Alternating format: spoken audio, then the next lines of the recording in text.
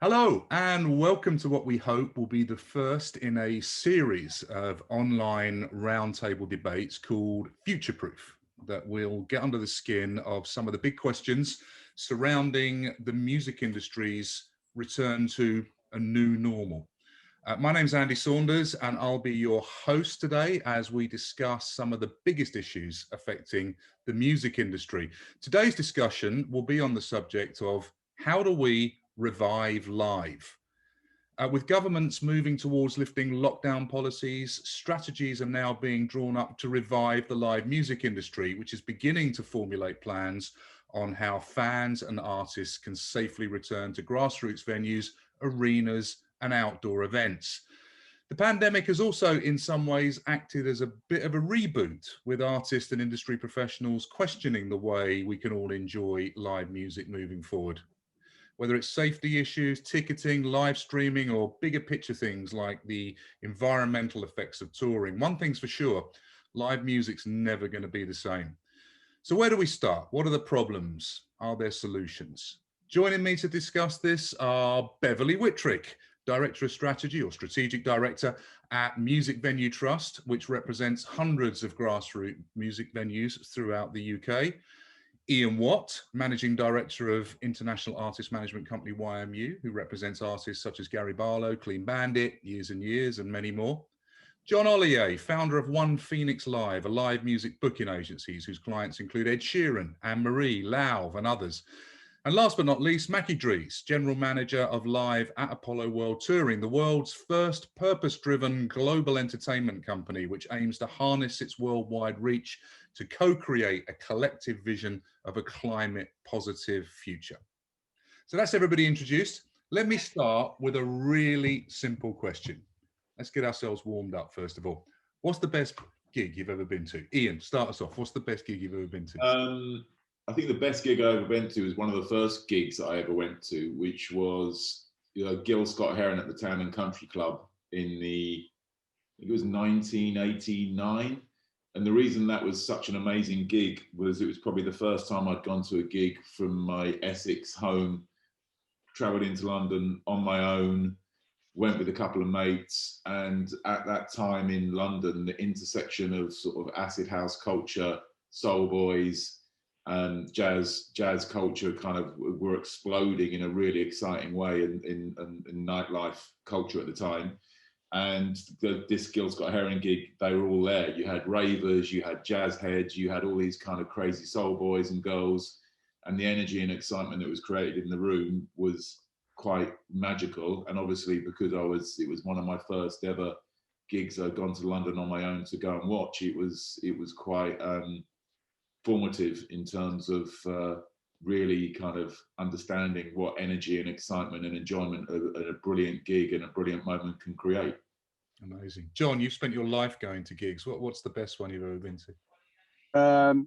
My best one is hands down Jay-Z headlining Glastonbury, because it was just such a moment in time. It was just such a I've always believed in the positivity of hip hop as a driving force for a lot of people, and I think his triumph against the adversity and the backlash that he had for being booked for that slot, he just answered in spades, and it was just such a special moment to be at. Amazing. Bev, how about you? Well, it will surprise you not at all, Andy, to know that I'm going to cheat slightly, and I'm not going to tell you about one gig. I'm going to tell you about my best gig weekend.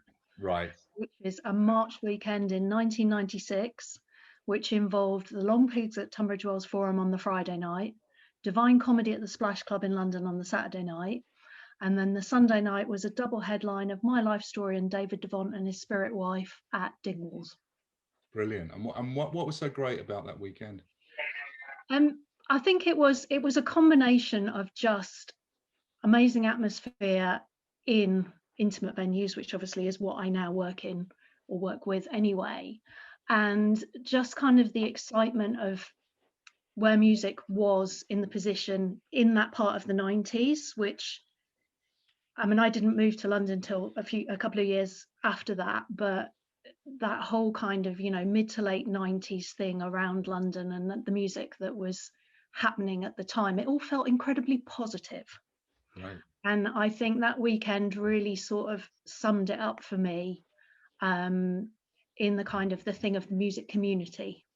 I mean, obviously every type of music has its own community, but that particular music community, that was a really fantastic weekend. We'll come back and we'll talk a little bit about community, because I think that's a really important point. But Mackie, tell us again, you're somebody who spends their life on the road. What's your favorite gig of all time? I guess I think like Ian, I think the ones that sort of really obviously made the biggest impression on me were the sort of first ones, because it was just, you know, it was just so sort of raw and exciting. Funny enough, the other day I was looking up something, because it was because I was trying to remember the year, and I was actually quite surprised, because I went to Reggae Sunsplash at Selhurst Park, and it turned out that it was 1985, and I was quite shocked that, because I would have been about 14 at the time, I was quite shocked that my parents allowed me to go with another mate of mine from school. So that was, I think that was my first festival experience, and so best concert, or sort of most memorable, was Run DMC and the Beastie Boys at Brixton Academy, probably around the same time, maybe probably a bit later than that, it was just that. I guess that energy, that excitement. There was also, it was sort of a little bit scary, because I was probably a few years younger than a lot of the other people. So there was that kind of real sort of heightened senses at the time. So yeah, those two that really sort of left a mark, I think. Well, I think that's great, and I think that illustrates that we're all huge music fans. Mine was probably Oasis at Nebworth, which was just a sort of the crowning moment of Britpop for me. I was working with the band, and that was just an amazing moment. But I think it just kind of illustrates that sort of live experience is so important to all of us. And I guess we should move into some of the sort of the big questions. So I want to start off by asking how the pandemic has affected you professionally, because you're all people that work very closely with live music, and I guess that's such an important part of your life and your revenue. So Ian, perhaps you could start and let us know how's it affected you. Somebody told me that a manager's income is 80% live income. Is that true in your case? Thank you. Sorry. I mean, 50% is, in terms of the YMU roster, was live. And clearly the sort of pandemic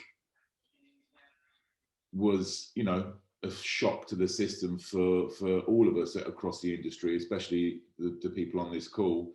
But, you know, it's definitely 50% down. And I think when the pandemic first rolled around, I guess rather naively, I think the best indication of how sort of seriously we were taking the pandemic was when there was, you know, Coachella cancelled, and we were like, oh, that's a shame, but don't worry, it's happening in October. And we were all kind of changing our plans for our artists that we had playing Coachella. And then obviously, you know, no one even mentions Coachella being rebooked again these days. I mean, it's sort of the length of time that it's taken. And I guess at the beginning of the pandemic, what we kind of knew about the virus and how it would affect, you know, us being able to put on shows and do shows again, it was, you know, our lack of understanding at the beginning was tiny. So I think it's also slightly worrying that, you know, we have tried to be creative with our artists. We've obviously embraced elements of live streaming. We've obviously embraced putting on shows in new ways and in new forms. But you know, the government, which obviously said that on the 21st of June, we'll all be back to doing exactly what we want, it's just patently not true. If you speak to promoters, nightclub promoters, they, you know, the idea that suddenly on the 21st of June, the doors are going to be opening and people can flood into a dingy basement club and start, you know, dancing and doing what they get up to in nightclubs, or have 50,000 people in the field, there is no real solution for that yet, no matter what anyone says. I mean, you know, there's certainly ideas, certification, testing in advance, but in terms of execution and overseeing that, it's still very, very woolly as far as I can work out. I don't know what everyone else thinks, but it's been a shock, but it's definitely helped propel some creative juices and kind of change probably in the future how we're going to approach our touring in a more creative way. But yeah, it's a shock, and it's still a shockwave that is still going to be felt for a considerable time longer, sadly. I wouldn't, Bev. I wouldn't say that your members are all dingy basements, but you've got a few, I would imagine, amongst your membership. The grassroots music scene, which is about what 900 venues in the UK that you are directly involved with. How's that been effective and affected, and what are you doing about it, and how have you approached it, and how they approached it? Well, that's a lot of questions in one go. Sorry, yeah, I sort of bombarded you there. Yeah, we do have quite a lot of dingy basements, it's true, because I mean, obviously most grassroots music venues are not, well, I don't think any of them are built, purpose built. They are converted buildings, and a lot of them, you know, slotted in amongst other things. Well, it has been and continues to be extremely challenging, because nobody goes into running a grassroots music venue because they think it's going to make them money. I mean, this is a lifestyle choice, thank goodness, for the maverick characters that decide to run grassroots music venues. So Music Venue Trust, being the organisation that umbrellas those venues and tries to guide and help them through everything, is kind of had this extra responsibility put on us of trying to ensure not only that these venues are saved, but also looking after the people that run them. So it's been extremely challenging in terms of trying to be there to be the people that, you know, they turn to when they feel like giving up, and try and make sure they don't do that. We've tried to support with fundraising. We've had a lot of success with the Save Our Venues campaign, I'm very pleased to say, which is thanks to the enormous support of an awful lot of artists, music fans, other parts of the music industry. We've also helped venues apply for public funding for the first time, which has been a massive learning curve for a huge number of them. But more than anything, I think, you know, some of what Ian was saying about having to take stock of things, that the challenge for us has been that we've been in crisis mode for over a year now. And had we had any idea how long this was going to go on, we wouldn't have gone at things hammer and tongs in the first place, because the support that we sort of scrabbled to create, we've now had to try and sustain for a really long time. And of course, that then sets up real expectations for that support being there on an ongoing basis in the future. So I don't think I've ever worked as hard, and I don't think the rest of the team has ever worked as hard as we've done this last year. And if we'd known it was going to be a year, we might have taken some weekends off and, you know, worked a little less, and not appointed so many people on, oh, this will be a job for 3 months that they're still doing, and, you know, all that kind of thing. So it's extremely challenging, but I mean, again, I'm going to say the word community. You know, the music community has absolutely massed around our sector, and we have 946 members, I think it is now, in our Music Venues Alliance, and we are incredibly grateful to every member of our team, the music community, and everyone who's done something to help us keep going. So we're just hoping that that continues long enough to get back to whatever the new normal may be, and that's viable for our venues. Brilliant. Thank you, Bev. Mackie, you're used to doing these huge, ambitious shows all over the world with lots of crew and lots of, you know, people involved in it. That must have had an enormous effect on you and them. Yeah, I mean, well, obviously, when the pandemic hit, we were out in Melbourne, and we got, you know, we had a show cancelled on actual show day. So, you know, that, I've never been in that situation before, and probably won't be again. You know, stage is built, you've done all the hard work, and then literally show day, you know, because one person in the sort of F1. One of the F1 teams tested positive. They shut down the Melbourne Grand Prix, and with it our event. So we kind of, you know, flew back early, and since then I guess it has been a kind of I guess the shared experience that both Bev and Ian have already pointed out. It's been that sort of, you know, the ever shifting goalposts. You know, I think we all came back and we thought, okay, well, this summer's probably wiped out, we'll just kick off again in the autumn. And then, you know, then it was like, oh, okay, well, it's not going to be autumn. It's probably going to be next spring then. And then it's like, not next spring, then it's going to, you know. And I think by the time sort of everything was rerouted and rescheduled the third time, I think everybody just sort of put everything down and just said, right, I'll give up. You know, just going to sit back now and wait and see what happens, because you know, every time we make plans, they seem to go to pot. So,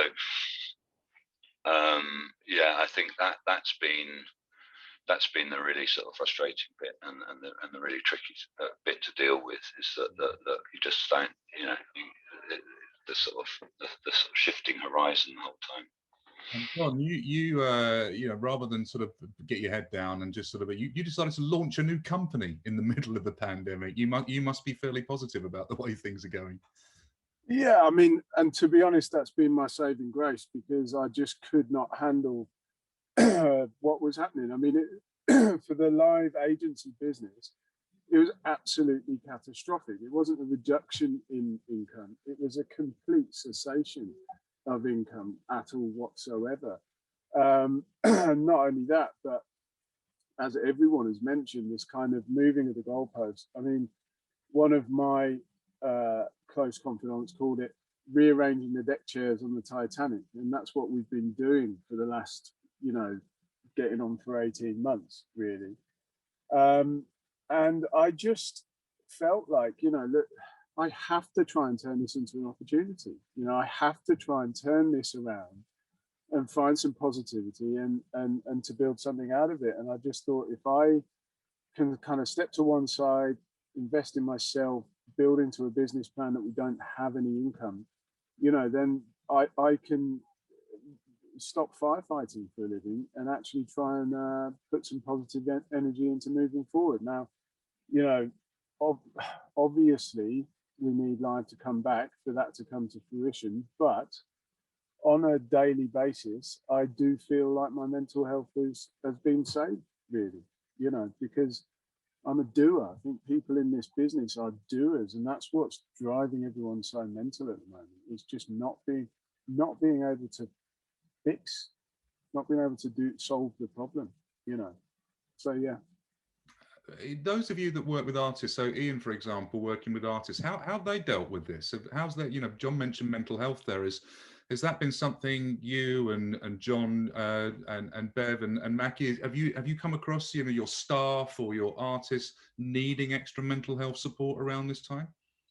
Yes, I mean, it's sort of when the sort of pandemic hit, and it's sort of the full sort of severity of it and the impact on the touring and music business in general was kind of at the beginning. There was, I think, all of our artists, to be honest, everyone in the team was there was a sort of a state of shock. And you know, there was a state of shock because our industry was obviously under intense threat, pressure, etc. But also at the time, I mean, because there was so little known about the virus, we're also thinking, are we all going to be all right? So there's a twin pressure of your industry kind of suffering significantly, and then the other, which is your anxieties of the unknown about what this virus could do to our own health. So I think at the beginning it was a shock for everybody. That was probably about sort of 4 or 5 weeks where it was almost like people were operating in a state of inertia and kind of, you know, not sure what was going to happen. And I think once things calmed down a little bit, there were certain artists on our roster who just were like, okay, I know I'm not going to tour for the next probably till the end of the year at the earliest. So I'm going to be creative. I'm going to make music. I'm going to kind of turn this into a positive, as John has said, and really kind of deliver some brilliant pieces of music that they could put out. And then there was another bunch of our artists who were just deeply depressed and deeply anxious, and they couldn't do anything. I mean, they were just not in the right headspace, or they weren't able to focus on anything else other than the situation around them, which was not positive. So there were two in particular who for about 6 months just couldn't do anything and were really suffering with the anxieties and the pressures that the pandemic kind of had created.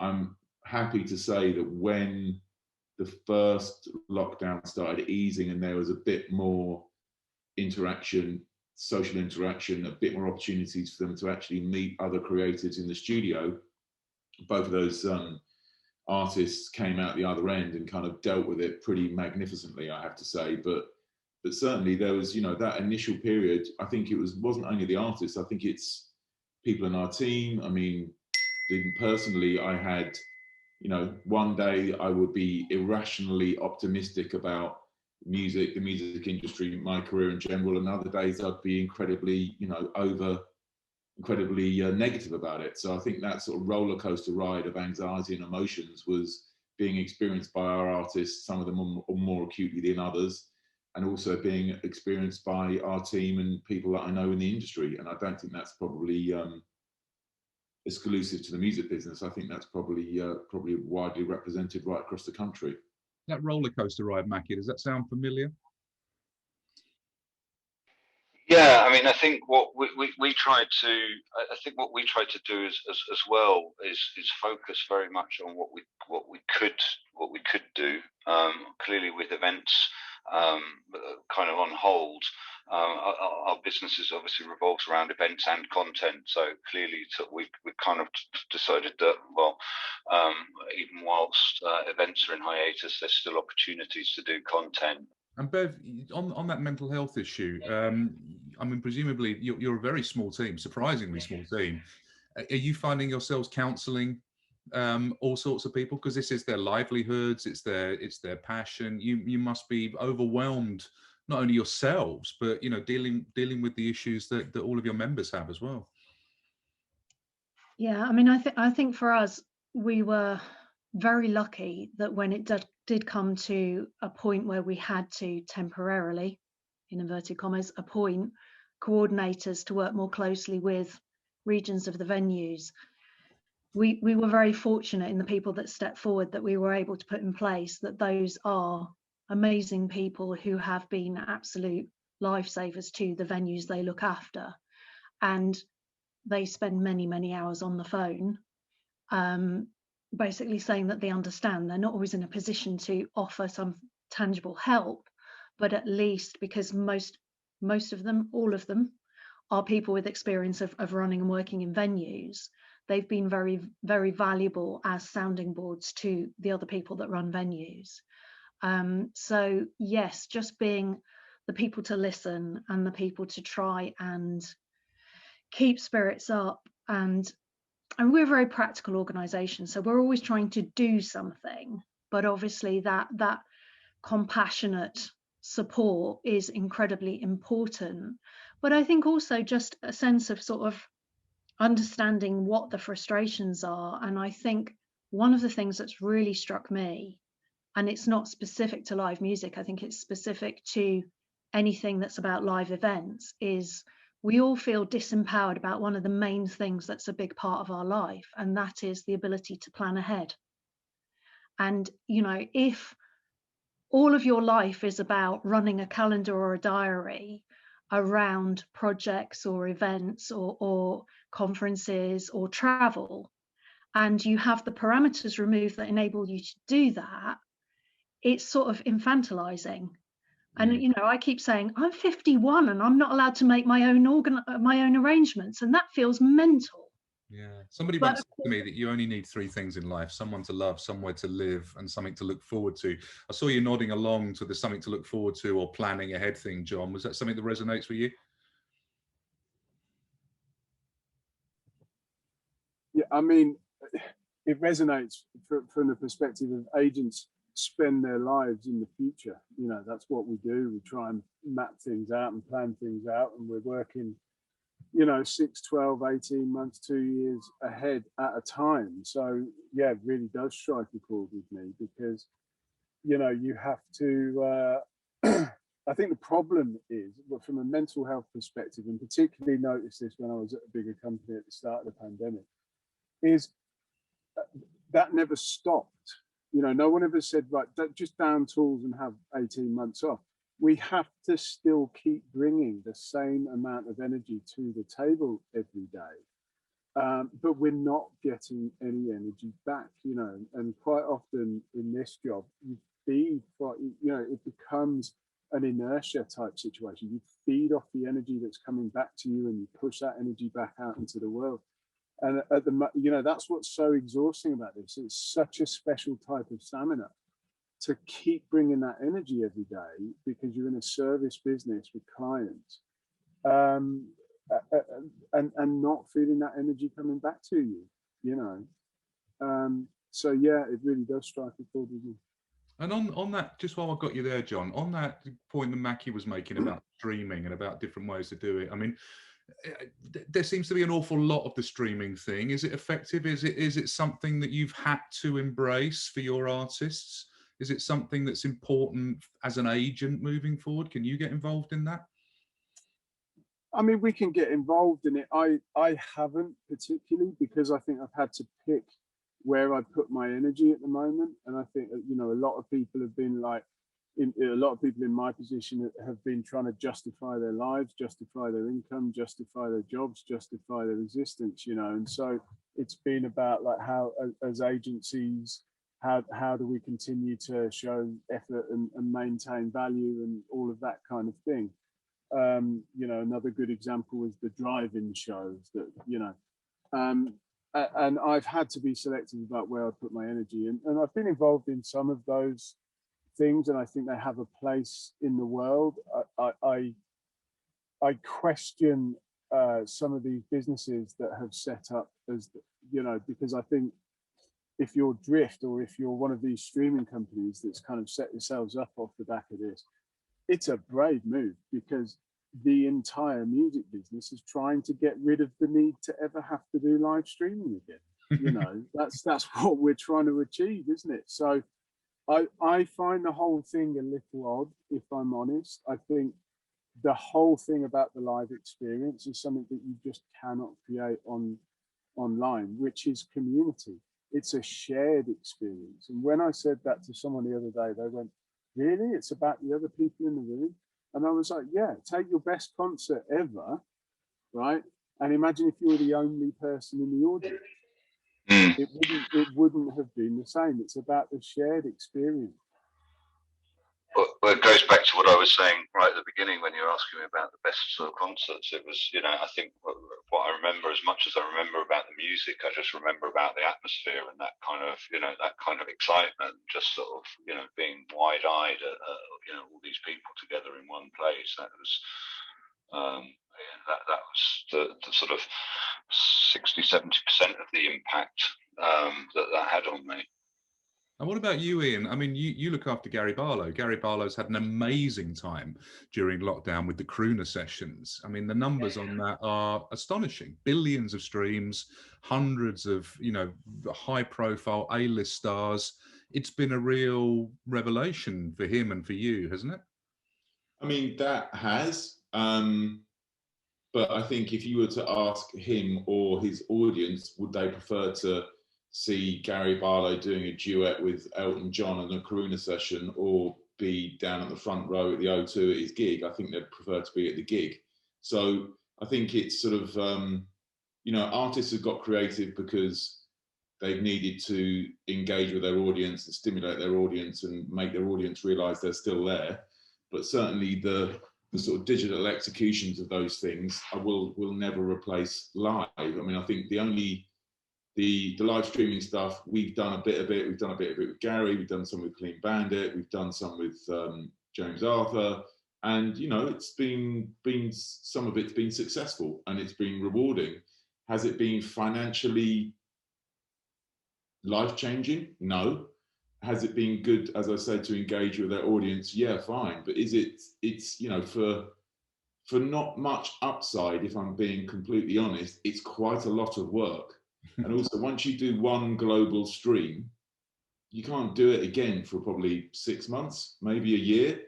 And so I think the streaming element was, you know, if you have the final night of your sold out tour and you stream the final night, or you do an extra night where it's the global stream, and it's like an addition to the tour, and you can get it in places, and people in markets where you're not going to visit can get access to that experience digitally. I think that's great. I think that will hopefully be another additional revenue stream from touring when it comes back properly. But beyond that, it's I don't know what anyone else's experience is currently, but the conversations about shall we do a live stream, as soon as the word was we're going to start lifting restrictions, they've almost disappeared, because someone brought it up the other day, well, shouldn't we do a live stream? And they were literally shouted down in the planning meeting going, you know, we're opening up. No one wants to sit in front of a computer and see someone play music. They're going to be down in the pub garden, or they're going to be at a festival, or they're going to be doing something which is far more stimulating than that. And it's difficult to disagree with them, to be honest. And Bev, but the streaming thing's been quite useful for you guys, isn't it? I mean, it's been a way of kind of, again, community, isn't it? For those local venues with their local communities, having pop stars playing in small venues, raising money, raising awareness. It's actually been a bit of a lifeline in some ways for you, isn't it? Well, absolutely. And, you know, all hail Frank Turner, who's just done the most extraordinary number of live streams. But knowing Frank, he did that because he would have gone mad otherwise. And it was no substitute for being in a room full of sweaty people. Yeah. And I think what's frustrated me a bit about the whole conversation about live stream is some of the artists that have quite enjoyed doing it. Particularly, I remember there was an awful lot of coverage of Laura Marling's show from Union Chapel. And she actually really liked playing to an empty venue. Whereas we've been incredibly lucky, and lots of artists have stepped forward and done amazing things for us. And there's been some great festivals, and, you know, we did one ourselves with some Scottish artists and things. But I have yet to talk to an artist that's done stuff for us that preferred it to playing live. They've done it because it's what they could do in the situations, and because they wanted to do something for their music fans, for their community, to raise money. They haven't on the whole done it because they prefer it, because the vast majority of artists feed off the energy in the room.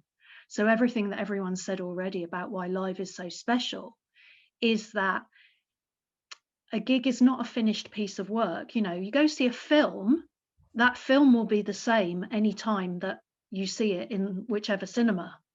But any other live art experience is unique, because it is an interaction between the artist or artists and the audience. So it can never be repeated. And that's what's special about theatre or music or dance. And anybody who doesn't get that is yet to have the sort of experience that we all value.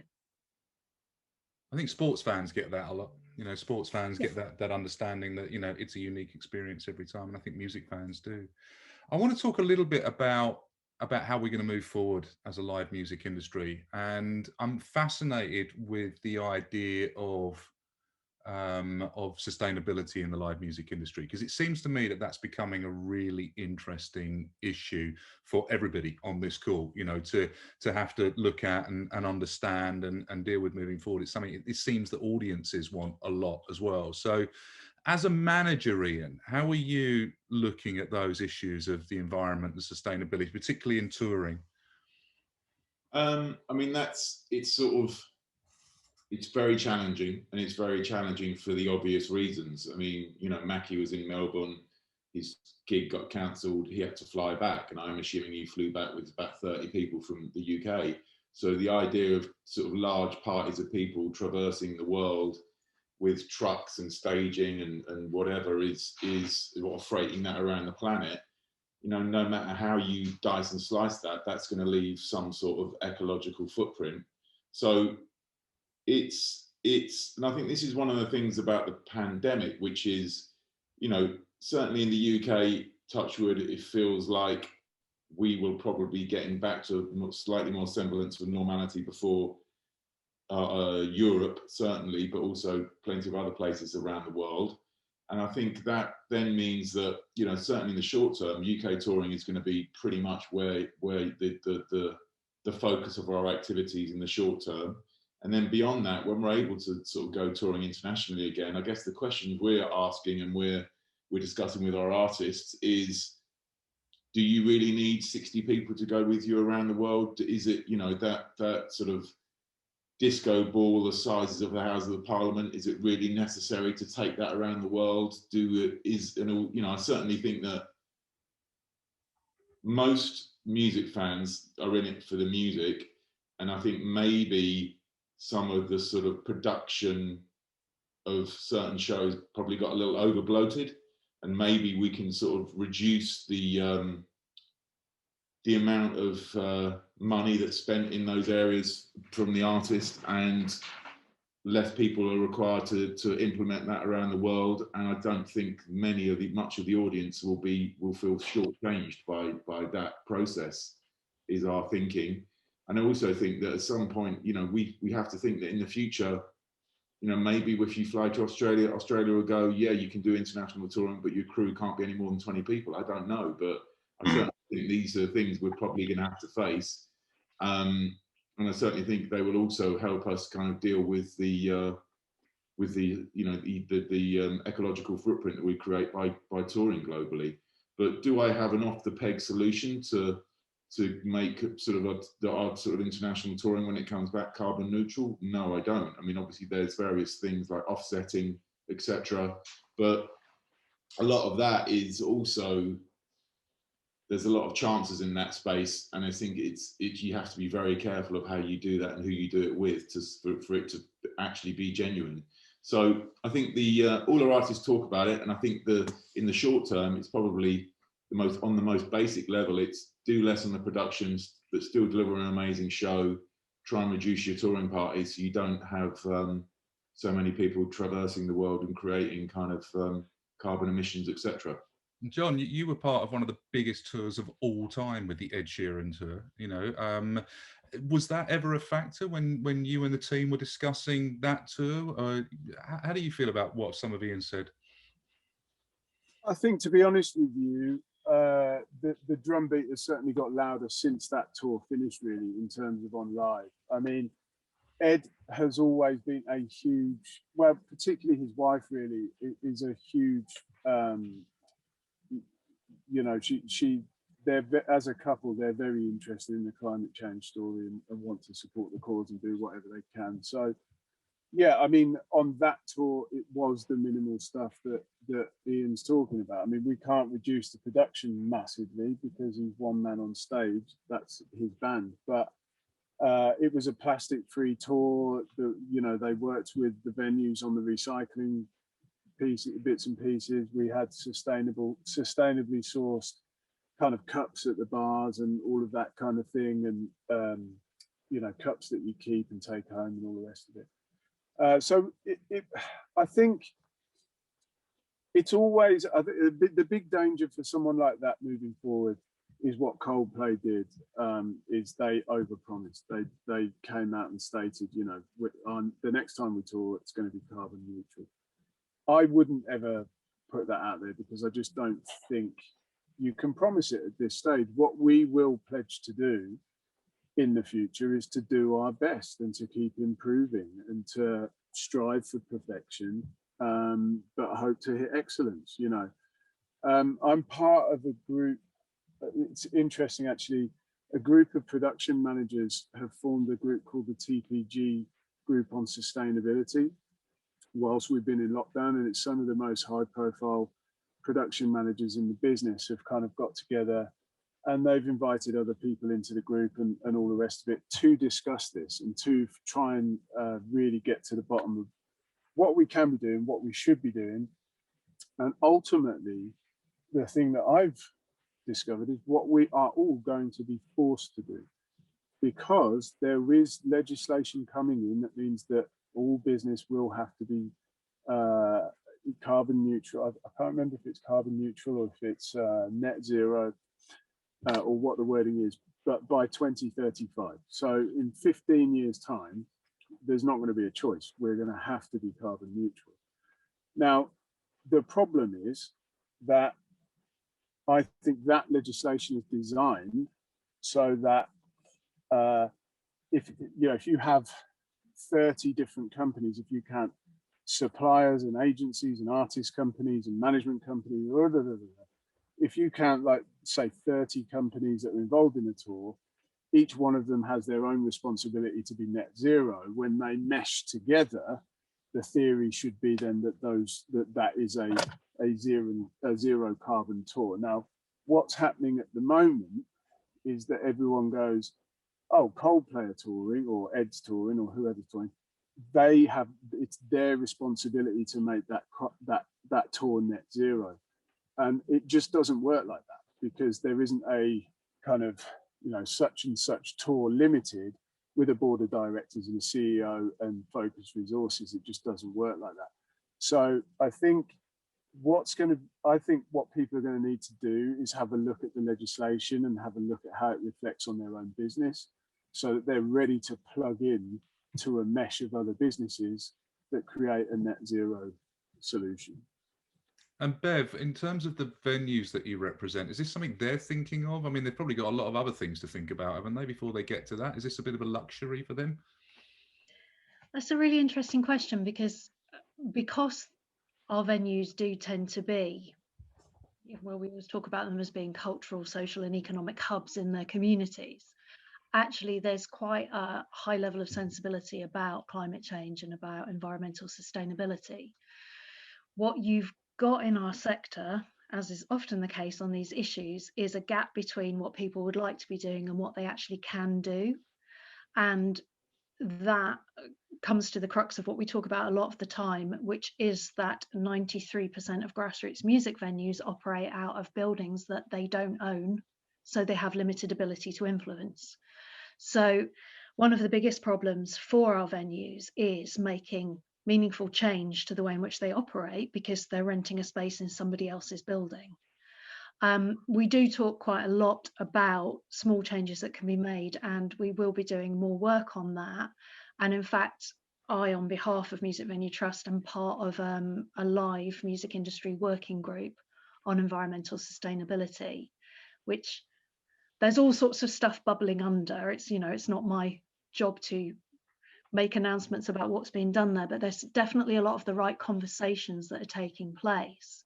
But I think a lot of this comes down to looking at short-term versus long-term, and obviously a lot of the challenges for touring and festivals are huge compared to the sort of more domestic level stuff that we need to think about in our venues. And when we have industry meetings, it's really interesting, because there's an utterly different dynamic between grassroots music venues and festivals. Festivals can make a definite thing that during the weekend of that festival, they can put in place all sorts of very environment conscious measures to do with recycling and sustainability, but they have more limited control over the travel of the audience and the artists to the place that they're having the festival. Where we have a massive advantage is that our venues obviously are dotted around the country, and the vast majority of audience members are not travelling that far.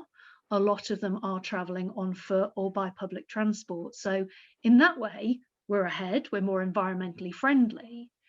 The problem we've got is obviously the artists are travelling, zinging around the country from venue to venue.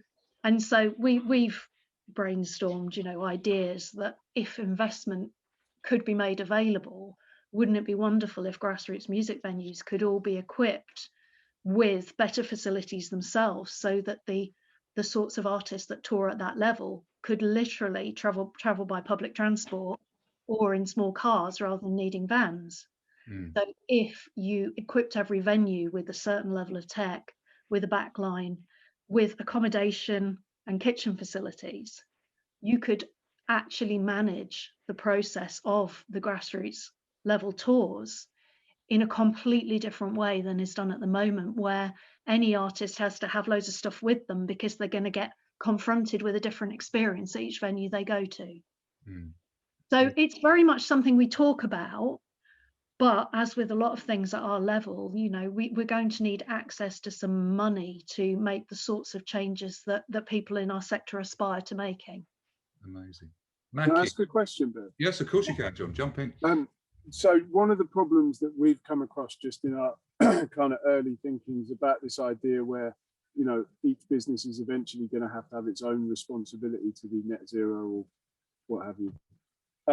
Is then who is responsible for the audience and their footprint? And you spoke about it just then as though the venues are willing to take responsibility for that being their responsibility. Is that something that you've thought about? I mean, obviously, I'm thinking on the scale of stadiums and arenas, which is a way more contentious and much more expensive point, but I'm interested to hear your thoughts.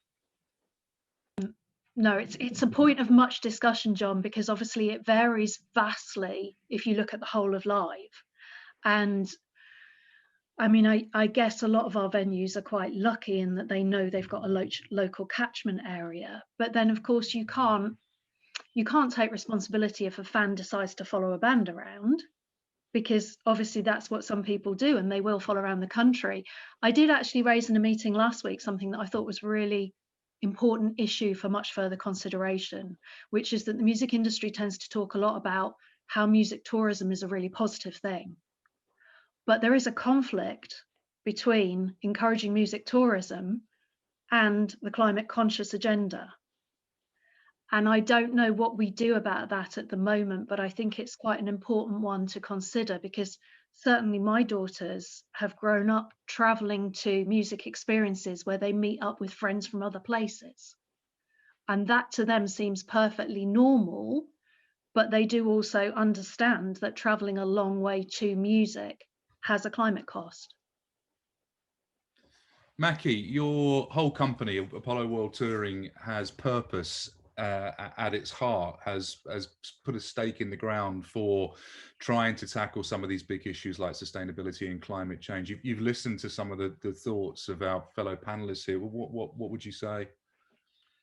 Yeah, I mean, I think that we, this was something that actually started before COVID hit, but I think, even though the two aren't, I guess they're sort of indirectly related, I guess it sort of feels like this whole time has been a bit of a reset. So it's an opportunity to sort of go back out fresh, and any sort of initiatives that one might have had, you've got a bit of more time to develop them and put them into practice.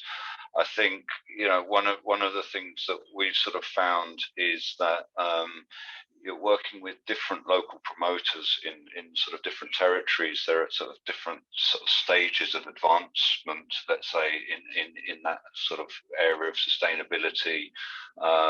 Some kind of sort of firmly grasped it. Others are kind of don't really want to tackle it fully yet because of the sort of commercial implications. So I think one of the things that we have done is working with consultants, so consultants who sort of advised London 2012, and to kind of create a sort of an event best practice and sourcing code, so that we can kind of try and help educate those partners. But then, as Bev said earlier, I think it's sort of obviously one of the key things to sort of make that happen is always a financial impact. That it's not usually the cheapest way to go forward. So I think what we would like to be able to do is kind of find our own brand partners, or we have brand partners that will help support that. But also kind of what we've found is that a lot of the brands that are sort of active in music, it's a great way for them to activate sort of music partnerships is around sustainability. So really kind of trying to educate sort of promoter partners to say that if you've got an opportunity here, yes, it might cost more to do your event in this way. But actually, with a combination of access to potentially city grants, city money, and also access to some brand money, you can more than offset that, and hopefully actually even sort of turn it to your advantage. I want to end up talking just in very general terms about how positive we feel about live music coming back. I mean, I saw Dave Gilmour on the news last night from Pink Floyd expressing concerns about playing in front of audiences again. Are we going to be wearing masks? Are we going to, Bev, you've been talking to government. You've definitely been right in the forefront of the DCMS conversations about opening things up, reviving live. Revive Live was your idea. That's your tagline.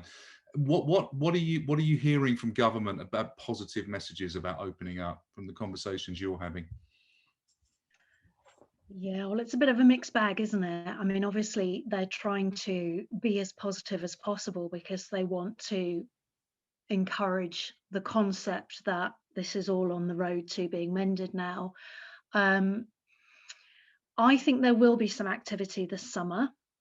I think it will be relatively small scale, because obviously large scale requires insurance, which we don't have in the UK. Small scale is more doable. I think masks sadly might be around for quite a long time. I think ventilation is now absolutely the key issue, and obviously that can be tackled in different ways at different events. I think, you know, it's easier to do open air or to work in places that have higher specs. I think there's still quite a big gap between what the government would like to happen and people's confidence that it can be delivered. At the same time, I would say there is absolute enthusiasm from audiences and some artists to get back to doing whatever is allowed and safe to be done. And I think at the end of the day, everybody in live music wants to do what's safe. I mean, you know, we worked, gosh, for nearly a year now on Reopen Every Venue Safely, which was a protocol that originated in North America and we became international partners in. And nobody wants to do anything that's going to endanger artists, venue or festival staff or fans. But at the same time, in order to sustain the cultural industries, we need some activity to happen. So we are still looking at Swiss cheese, which Andy will know what I mean by that. I don't know how much everyone else knows what I mean by, you know, it's that collection of measures that may or may not be necessary at any given point in order to do what can be done as safely as possible. So I think we're all going to have a huge shopping list of factors that we have to consider at every stage. And I can see that continuing for quite some time, because there are going to be ongoing conversations around certification, masks, ventilation, testing on the door, you know, whatever else you want to put in. The thing is, we are still dealing with so much relatively new information, and some people have their heads around that information better than others. And then, of course, you've also got the press or, you know, other people that will spin a line that might suit, that may or may not be in line with the science.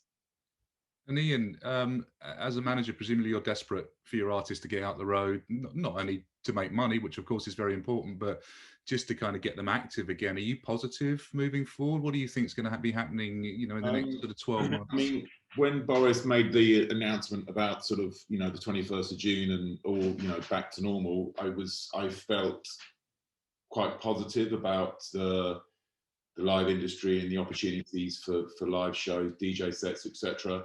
And then obviously the reality is sort of set in a bit in terms of, okay, but what does that really mean? And how really are we going to get people in and out of venues, and how are they going to be safe, and whose responsibility is it to keep those people safe? And, you know, the idea that someone from Showsec is, you know, half security consultant, half sort of medical testing expert, it's just like, I don't know, man, it's just this, who's going to pay for that? And it's so suddenly there's all these sort of questions which are currently unanswered by government, and it's very difficult for any promoter to take those things on, the risk on, because again, there's no insurance. So I was feeling a bit more optimistic earlier in the year. Sadly, I had started to feel a lot less optimistic in the last week or two, because these questions, which was hopefully what I was hoping would be resolved by a government policy or underwriting the insurance themselves, which some European countries have done, they just haven't materialized. So I'm quite fearful for this year. I think that small, you know, doing stuff outside in the summer is manageable. What I'm concerned about is we've got some tours happening right at the end of this year in arenas, in smaller venues, and I don't know whether they're going to happen or not, or then that's certainly not going to happen at a capacity which is meaningful if there's going to be the need for social distancing, etc. So I'm a bit worried about it, and I guess the thing I'm a bit most concerned about is we still are talking in chunks of time. So it's like, oh yeah, okay, well this summer won't be too bad, but in 2022 it will be fine. And I'm like, Okay, based on what? Because the virus is not going anywhere. It's, you know, we're going to have to make some quite seismic changes to the way we approach the live business and the live industry for audiences to come back there, because the virus is just not going to disappear overnight. John, some of the big promoters have said quite publicly we're probably not going to do anything until April 2022. Are you as downbeat as perhaps Ian is, or are you slightly more optimistic? I don't think Ian's been downbeat. I think it's just being realistic. You know, I mean, if you read between the lines of what the government have said, they've never promised anything to do with live music. They've said that we'll get back to normal. They mean there won't be 2,000 people a day dying. They mean you'll be able to walk around your supermarket. You know what I mean? Like, no one's ever promised us that, you know, that we'll be able to have hedonistic festival experiences again as a priority, you know, and I just don't think that they're concerned about that. I think Live Nation have done a wonderful job driving the conversation with them and trying to push things forward. But ultimately, I think, you know, we're all going to have to rethink this for a few years. You know, I think we're going to lose our winters. I genuinely think we're going to lose our winters for a little while. I think restrictions will come back in. You hear Patrick Vallance say, I think there'll be, you know, some restrictions in the winter, maybe masks, right? And most people go, oh, well, just masks, that's fine. Shows can go ahead. No, because what does wearing a mask mean if you're on a 10,000 capacity arena floor, bum to chest with everyone else? It negates the point of wearing a mask. So that tells me that things aren't, you know, wearing a mask tells me that shows aren't going to go ahead as normal. I think we need to start following the weather around the globe. I think things will open up when we get some sun and we get some heat, and, you know, we might get a bit this summer, but we'll get used to what works and what doesn't. And I think a tour period of kind of, you know, May through to September in Europe will become fairly standard. I think we'll lose the winters, and we have to go and follow the sun around the globe, get to Australia, get to Asia, get to America in the other time. And I think ultimately we'll arrive at an acceptable level of risk. You know, despite it won't go away, but COVID passports, testing, you know, various restrictions at the venue, we will arrive at a percentage of risk that we're willing to live with, and we'll have to just manage that for a few years. Following the sun round the globe, Mackie, that doesn't sound too bad. Are you up for that? Yeah, definitely. No, I think a radical idea. I mean, I think it's that kind of radical thinking that we probably need to be putting on the table. I think John's got a point, hasn't he? Well, yeah, no, I mean, funnily enough, most of our events are open air, so which sort of helps. We're not really counting on anything before April 22 either. So you know, and I think that there's a general feeling that that's sort of, you know, that's not being over optimistic. But again, I think, you know, it waits to be seen what restrictions will be in place. So, you know, I think there is an opportunity at that point to be doing larger size events, particularly in certain countries. But, you know, can they be done in a commercially viable way, you know, at full capacity? You know, that sort of remains to be seen, and there are some sort of worrying signs that maybe that's not going to be possible. So yeah, we can't move the goalposts again. So I think we're kind of hoping that sort of Q2 next year is when it really does sort of kick off again. You wanted to introduce Dev? Yeah. I have to say that I can't share your version of things, because if I do, all our venues will close and never come back. And Music Venue Trust has done a lot of work on the vaccine calculator and on lots of different mitigations. And obviously we're dealing with very different crowd sizes. And we have to believe that activity is possible in some way from this summer. Otherwise, I'm not sure what the last year has been for. You know, we might as well have shut the venues and that be it, because there's no way that without year-round activity, grassroots music venues can survive, at which point you're going to lose the research and development layer of the music industry, and that's going to have massive implications on the bigger scale of things. John. Sorry, just Yeah. jump to jump in. I think yeah, I guess go ahead, and then John, if that's okay. Yeah. Yeah, I guess that the issue that we have with the sort of, let's say, with the bigger festival-sized events is obviously the ticket sales period. So you know, you need at least sort of 6 months beforehand, and you need to have that kind of consumer confidence at that point.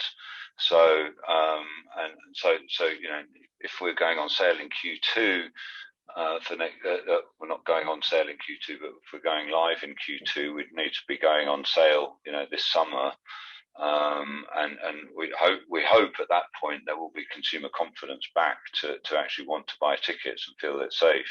And I think hopefully at that point as well for venues, you know, at that point can start to reopen carefully and slowly. John. Yeah, I just wanted to come back, Bev, and just say that obviously I think a lot of what I was talking about there was big tours moving around the world in large groups of people and big kind of, when we talk about the revenue streams coming back on, you know, we're really talking about massive festivals and big arenas and stadiums and things. I think what the grassroots venues hopefully have in their favour is a capacity that's more manageable, that's more likely to be used for test events, that's more likely to be kind of tolerated by authorities. I think when we originally shut down, certainly in other parts of the world, it kind of, they first of all banned shows above 2,000 capacity, then it was above 1,000 capacity, and then above 500.